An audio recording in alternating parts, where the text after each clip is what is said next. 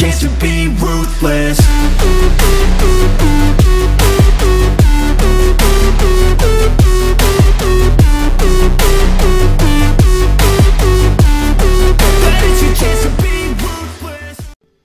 SBS singkatan untuk Shitsumon Bosusuru. Silakan bertanya sepuasnya. Adalah kolom pertanyaan dan jawaban yang dimulai dalam volume 4 dari manga One Piece, di mana Eiichiro Oda menjawab pertanyaan yang dikirimkan oleh para penggemarnya di penjuru dunia. Dalam SBS berisi tentang sesuatu yang tidak dimengerti di manga, dan itu bisa ditanyakan langsung kepada Oda. Kali ini Mimin akan menginfokan setiap hal-hal menarik di dalam SBS yang mungkin bisa menjadi informasi menarik buat kalian para nakama. Pertama, kita ke artikel di volume ke-1. Di volume 1 ini belum bernama SBS, tetapi forum tanya jawab bersama Oda. Pertanyaan pertama adalah, apakah alasan Oda suka bajak laut? Oda menjawab, waktu aku masih kecil, aku pernah menonton film kartun di TV yang berjudul Bike si Viking Cilik. Meskipun Bike bukan anak yang kuat, tetapi dia sangat cerdas dan mengalami petualangan yang menyenangkan bersama teman-temannya yang kuat tetapi bodoh.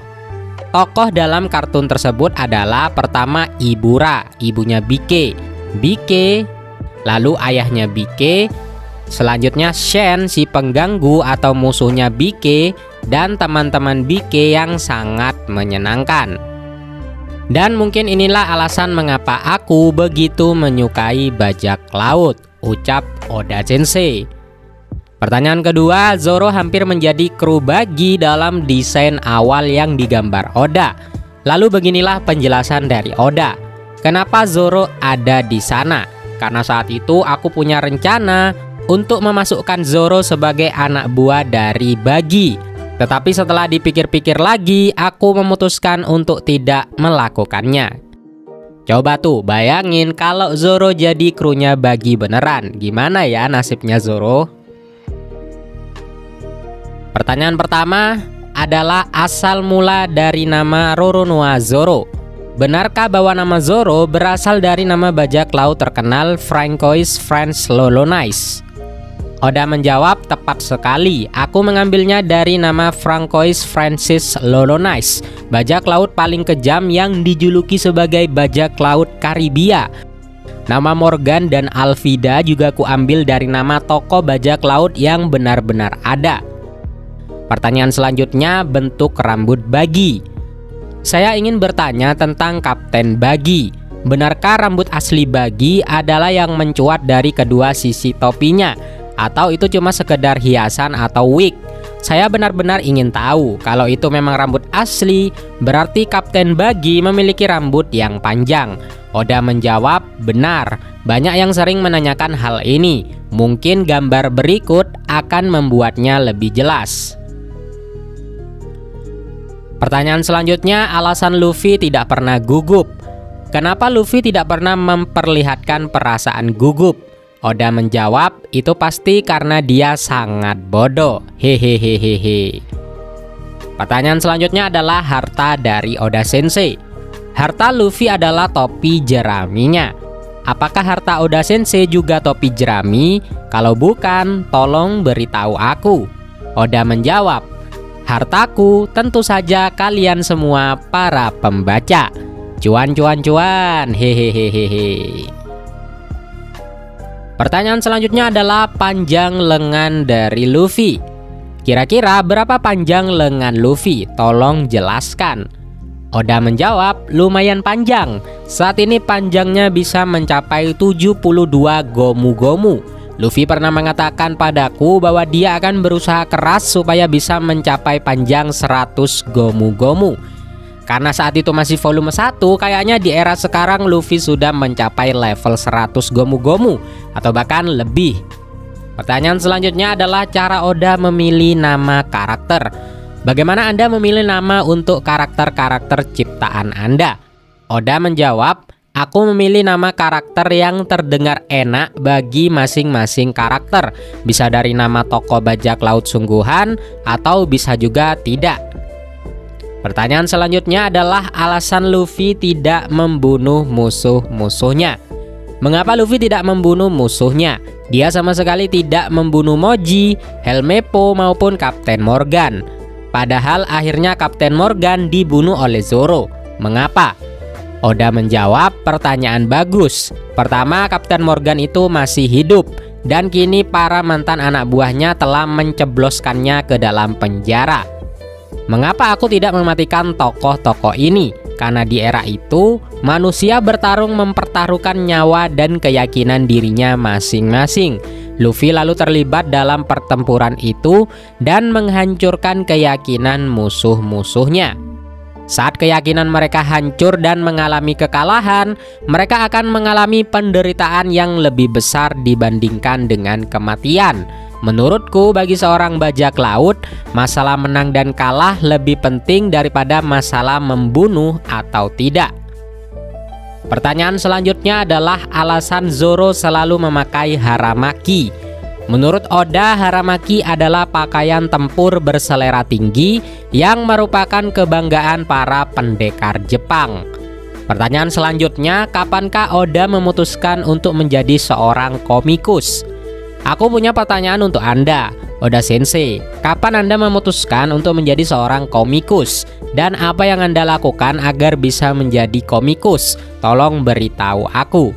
Oda menjawab, pertama-tama aku memutuskan untuk menjadi komikus pada saat umur 4 tahun. Ketika aku mempelajarinya, sudah ada pekerjaan komikus bagi orang dewasa. Kupikir itu akan menjadi sesuatu yang sangat bagus. Aku bisa tumbuh dewasa dan belum perlu bekerja. Jadi kuputuskan aku mulai belajar menggambar saat kurang lebih di kelas 7. Untuk yang kulakukan agar jadi komikus, aku membuat banyak sekali gambar-gambar kecil.